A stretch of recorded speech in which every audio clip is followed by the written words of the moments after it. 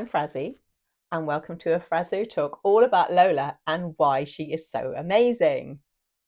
Lola is a royal python, also known as a ball python. As you can see, she's kind of in a ball at the moment.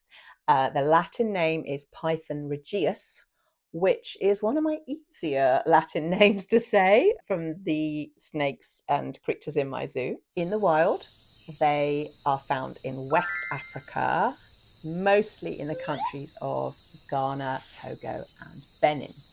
Her habitat is forest and savanna. So I'm sure you can hopefully see her tongue flicking in and out. She has a forked tongue coming in and out, tasting the air, maybe tasting the air for predators or prey, just generally information gathering about what's out there. She has beautiful big brown eyes, no eyelids, of course, and some of you may know this already. So she could definitely beat you in a staring contest. Along her lips, she has some amazing kind of like little heat pits. They're kind of like little caves. Those are for sensing the heat of a body, of a rodent coming. So if it's pitch black at night and she's lurking by the path of some rodents, she can basically kind of sense the heat of their bodies coming towards her. So she's got all these cool senses so that she can find her prey. So she can smell with her actual nose, she can use her forked tongue, and she can use her heat pits and her eyes. Although her vision's okay, it's not as great. She relies on those other senses quite a bit more, I think. Lola has a very small head, as you can see, but she can eat things much, much bigger than her head. And so to demonstrate this, we have Reggie the rat, who is very cute. So here is Reggie. Reggie always looks a little bit worried, but don't worry, Reggie, you're safe today. You're okay. So Reggie is the right size of rat to feed Lola. And if I show you, she's very wriggly today.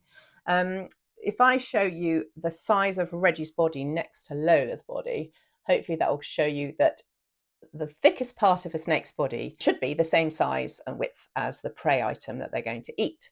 And so this is the right size. But you must be thinking, how on earth can Lola eat something so big? I'll try and get her shot of her head with Reggie. There we go. How can she eat something so big? Well, snakes have a special way of doing this. So as a human, if you put your finger on your jaw, kind of open it up and down like that, our jaws can open and shut and actually go side to side as well, because we're not just meat eaters, we're also vegetarians and kind of chew our food. Snakes have to just eat up and down, but when they are doing the swallowing, they can detach their jaw here, here, and here, and it stretches. I like to think of it as, imagine if you could open your mouth and eat a whole chocolate cake all in one go, in one bite. That would be awesome. So, time for some fun facts. Frazoo fun facts. Royal pythons can live for up to 35 years. It's a long time, a big commitment to have a snake. They can grow up to 1.8 meters in length. They are technically a miniature python, but that's still pretty big.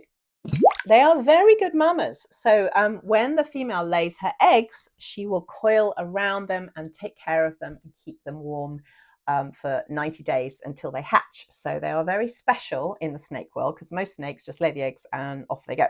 And I have actually made a royal python egg out of clay. So it's not real, but it's the right size and shape. She will lay about 12 to 15 of these. And like I said, take good care of them. And she would be a good mama. So yeah, you can see, very different to a chicken's egg, very long and thin. And actually in real life, they're kind of quite leathery and rather strange. So snakes do shed their skin every couple of months. Reptiles grow bigger all their lives and do need to shed their skin periodically.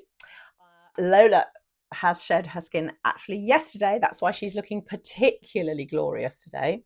And I have a skin. So there's the tail there. And if I just keep going, you can see just how long this skin is.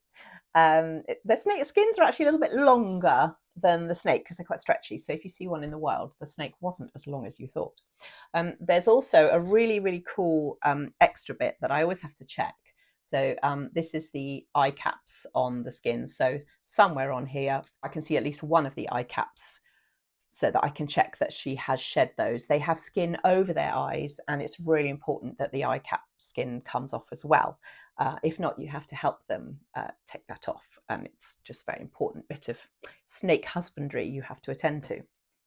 So, as I explained before, Lola is a python. They have close cousins, which are the boas, and pythons and boas both have something extremely interesting on their bodies. So, right at the end of their body, by the cloaca, which is the flap where eggs come out and also all the poop, etc. And that cloaca flap is very smooth and kind of not gross. Snakes don't have horrible bottoms like a dog or a cat. They're kind of clean looking. And either side of the cloaca are two little tiny spurs. They look like spikes or grains of rice. And those are what are called vestigial legs. And those are leftover legs from millions and millions of years ago when snakes had legs. They looked kind of like a lizard with little legs. They would have been very cute. There are a few lizards around today that have little tiny legs, or even just front legs or just back legs. They are very strange looking. I will be showing you some vestigial legs on another snake in another video, so you'll have to look out for that one.